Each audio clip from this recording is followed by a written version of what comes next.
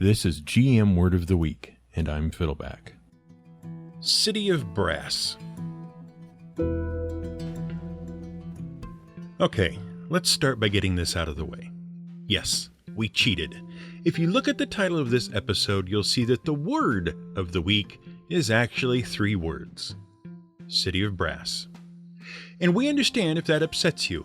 After all, this podcast only exists because we're a couple of overly pedantic nitpickers who take wordplay very seriously. But it is also important to remember that we are artists. And sometimes, for the sake of style, we have to bend or break the rules. It's not about always following the rules. Sometimes it's about knowing the best rules to break for dramatic effect. If it makes you feel better, we'll introduce this week's episode by saying, "This is GM Nominal Phrase of the Week, and I'm Fiddleback." This is GM Nominal Phrase of the Week, and I'm Fiddleback.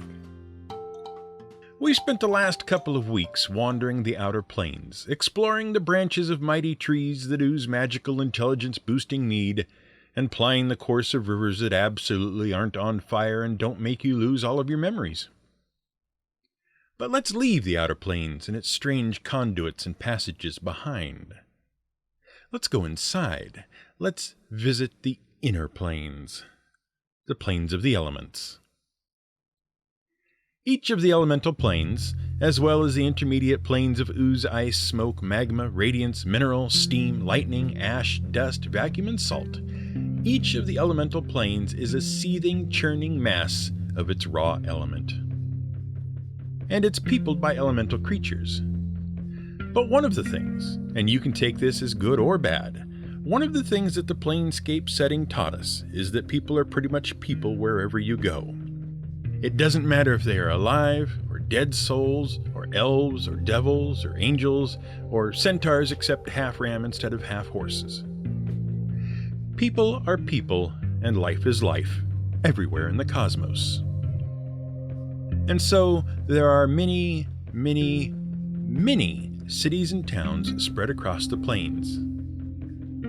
For example, in the heart of the 9 hells, you have the city of Dis. In the center of the plains, atop an infinitely tall spire, you have Sigil, city of doors. And in the middle of the endless, churning, burning sea of raw elemental fire that is the plane of fire, you have the city of Brass. And except for the fact that the locals look a little different, and the landscape might be an infinite void or a blasted hellscape or literally on fire, they are still just cities where people live and work and thrive. The City of Brass was introduced in Jeff Grubb's Manual of the Plains. In that book, it was described as a massive citadel, home to the Ifrit and their Grand Sultan. Like everything cool and evocative in D&D, it got more and more lore piled upon it over time. Once upon a time, for example, Zunk of Orth tried to conquer it using the magical codex of the Infinite Planes, and failed because one powerful wizard was no match for 4 million fire genies, as it turns out. Other folks moved in over the years, living alongside the Ifrit. Surtur, the god of fire giants, lives there nowadays. Emix, the fiery prince of elemental evil, has some presence in the city. Kosath, tyrant lord of fire elementals, lives there as well. The list goes on. The Ifrit are, of course, a type of genie. In the original 1974 box set, 2 creatures appeared, the Jinn and the Ifrit. Now, these creatures were different, but related. The Ifrit were fiery humanoids with a definite arabesque style. And the Jinn? Well, if you have any experience with a certain blue-skinned Arabian wish-granting spirit voiced by Robin Williams and or Dan Castellaneta, you know the Jinn. Yep, the Jinn were genies, and it was explained that the Jinn and the Ifrit were mortal enemies. Over time, other cousin creatures were added. The Dao, the Merid, and the Jan all appeared in the Monster Manual 2 by Gary Gygax in 1983, after being previewed in Dragon magazine. The Dao and Merid also appeared in the famous module The Lost Caverns of Sojkanth, and once they appeared, being basically earthy humanoid spirits and watery humanoid spirits, the family was complete. And by the time 2nd edition rolled around, Jinn, Ifrit, Merid, and Tao were all classified as different types of genies. And genies became much more closely tied to the elemental planes and their respective elements. What's actually kind of funny is the idea of jinns being a particular type of genie, and jinns and Ifrit being separate entities. As you've probably guessed, all of this was very heavily inspired by Arabian folklore, mythology, and religion. In fact, the jinn are one of 3 types of sentient creatures created by God according to the Quran. Now, I have to warn you, the next passage is going to inadvertently connect Dungeons & Dragons, Islam, and Sonic the Hedgehog. Specifically, the 2006 reboot of the Sonic the Hedgehog franchise, which is widely accepted to be the worst video game of the modern era. And, as we have played through the game in its entirety, we have no reason to dispute that claim. In the beginning, God created 3 sentient beings: angels, humans, and jinn. Humans were made of clay, angels were made of light, and jinn were made of fire. And while the traditional view outside of the Islamic faith is that jinn are akin to demons, the truth is that jinn, like humans and unlike angels, have free will. They can choose for themselves. Jinn are not inherently good or evil or malevolent or benign. And that caused a bit of a problem. See, when God created the first human, Adam, he commanded all of the angels and all of the jinn to bow to Adam in supplication. But one jinn refused, and as punishment he was cast out of paradise and given the name Shaitan. And if that sounds suspiciously like Satan, well, it's not a coincidence. But his original name was Iblis. Iblis's sin was hubris, pride, and after he was cast out, he dedicated himself to inciting humanity to evil. Now this is where the Sonic the Hedgehog part comes in, and again, we're really sorry about this. In that game, a prideful king attempted to harness the power of the gods. In the end, his kingdom was nearly destroyed, and he ended up having to seal away an evil entity of pure fire called Iblis. Iblis resided in his daughter's heart, and would be unleashed if she ever gave in to desperation and sadness. But what's the D&D connection there? Sure, we have an elemental creature made of fire, and we have similar names. But how do we go from free-willed magical spirits created by God, one of whom rebelled and became the devil, to Jinn, Ifrit, Merid, and Tao? And for that matter, how do we get to the wish-granting singing genies that we remember from popular movies like Aladdin and less popular movies like Kazam? Did you see that movie, by the way? Don't. It stars Shaquille O'Neal as a creepy rapping genie who lives in a boombox and has a very troubling relationship with a teenage boy. And where does the city of brass come into all of this? After all, that sounds like a pretty cool place, doesn't it? Well, first of all, what you have to understand is that the jinn of Islam are actually a lot like people. They have free will, they have social structures, they have kings and queens, all sorts of things. Except insofar as they are magical beings made of smokeless fire, their lives aren't much different from ours. To the point where the Quran treats them pretty much the same as it treats humanity. Muhammad, the prophet of the Islam faith, was sent as a messenger to both humanity and the jinn. And when the day of judgment comes, the jinn will be judged alongside humans and consigned to either paradise or hell. And thus, the jinn are held up to the same moral standards as humans and must follow the same paths to salvation. But the jinn actually appear to predate the Islamic faith and literature. In fact, the name jinn comes from an Arabic word meaning hidden or unseen. The pre-Islamic Arabic world was heavily steeped in the belief in spirits, and among them were magical spirits that lived underground, hidden away from humanity, which became known as jinn. As for classifications of jinn, that's where things get a little complicated.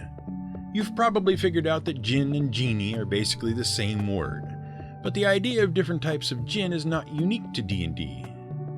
The trouble is, there are a lot of different traditions about how to break jinn down into different groups. One of the most well-known comes from the Prophet Muhammad. He explained that there are 3 kinds of jinn: those that have wings and can fly, those that take the forms of animals like snakes and dogs, and those that live unknown among humans. The animal ones are usually associated with wickedness or at least mischief, and there are lots of superstitions about avoiding them. For example, one belief goes that you shouldn't burn candles unattended lest a jinn in the shape of a rat set your house on fire. The winged ones used to fly close to heaven according to some beliefs and eavesdrop. They would pass along what they learned to fortune tellers. But nowadays, jinns that try that stunt get blasted with fireballs. But, aside from the threefold breakdown, there is another interesting way of classifying them, one that seems to be a little bit more well-known and popular. And certainly, it's the one that informed D&D the most. According to that tradition, there are 5 types of jinn. First are the Merid. They are the most powerful of the jinn and possess great knowledge and magic. They are sometimes described as blue-skinned. It is said that they served kings, and that they used their magic to grant wishes. Next are the Ifrit. They dwell deep underground in complex societies similar to human societies. They are immune to mortal weapons, but vulnerable to magic. They are often depicted as fiery beasts, usually with wings. Ifrit are free-willed, but they do have a reputation for wickedness. The Jann are desert-dwelling shapeshifters. They appear in the form of whirlwinds or dust devils, or sometimes as camels or other animals. They have an affinity for humans and will lead desert wanderers to oases.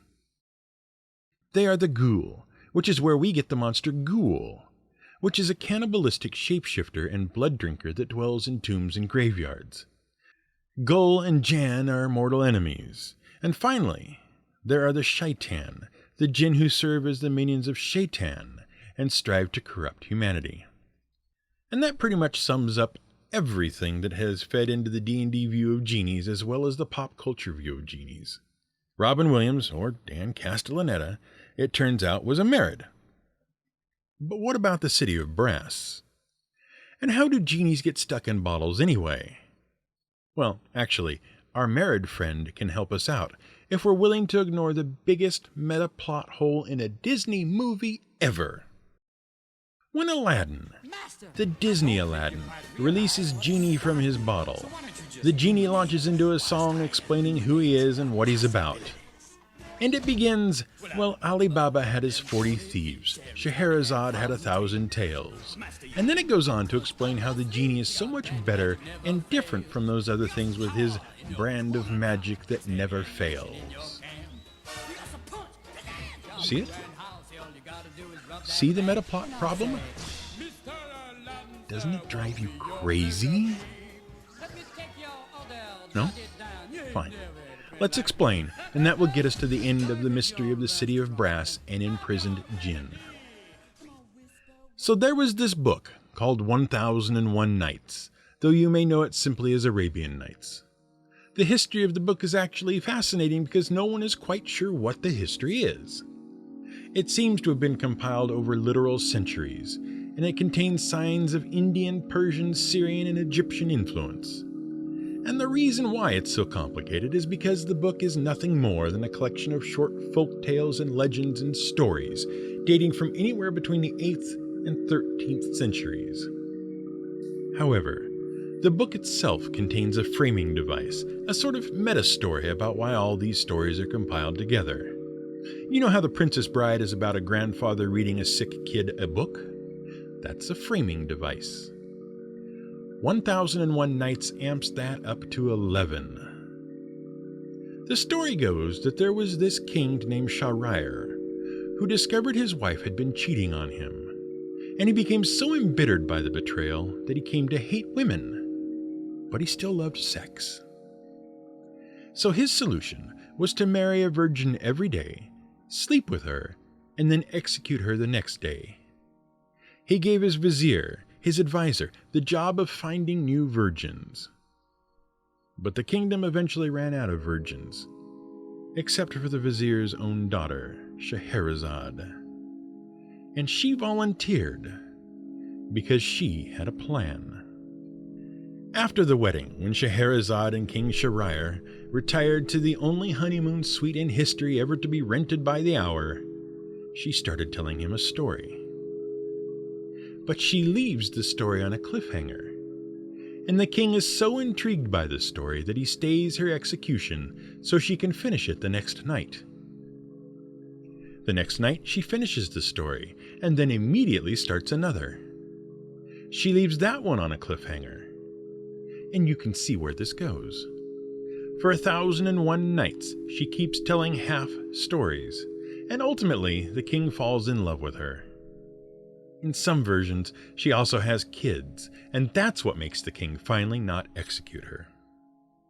The book is just a collection of some of the stories she told the king, and they include Aladdin and his wonderful lamp, and also the story of Ali Baba and the 40 Thieves, and also 7 different stories about Sinbad and a bunch of others. Now you see the problem. Because Aladdin is a story that takes place inside the story of Scheherazade. The genie could reference Ali Baba, but he couldn't possibly know about Scheherazade because he can't know about the author and narrator of the story he is in. It drives you crazy, doesn't it? But another story from that book is The City of Brass. Remember how some jinn, like Ifrit, are particularly vulnerable to magic? So, King Solomon, the King Solomon, had a magic ring that allowed him to enslave jinns. He would use them in his armies, and he would seal them away in brass bottles if they offended him. 2 adventurers, Talib and Musa, are hired by the king to find the bottles. The duo discovers an Ifrit that was imprisoned by Solomon, and his clues lead them to a massive dark-walled city with towers made of brass. The City of Brass. They deal with magical curses and ultimately find an embalmed undead princess. When Talib wants to take her treasure, he is killed by magical copper statues. Musa, meanwhile, ignores the treasure and seeks only the brass bottles. He eventually finds them and frees the imprisoned jinn, who gratefully fly away. Of course, the whole story is a lot longer than that. And this story has gone on long enough. So how can you use this in your game? First of all, grab a copy of 1001 Nights. It's full of really amazing stories with fencing, fighting, torture, poison, true love, hate, revenge, giants, hunters, bad men, good men, beautiful ladies, snakes, spiders, pain, death, brave men, cowardly men, strong men, chases, escapes, lies, truths, passion, miracles. Or maybe that's another book. Read that book too. It's actually better than the movie, even though it lacks Cary Elwes and Andre the Giant.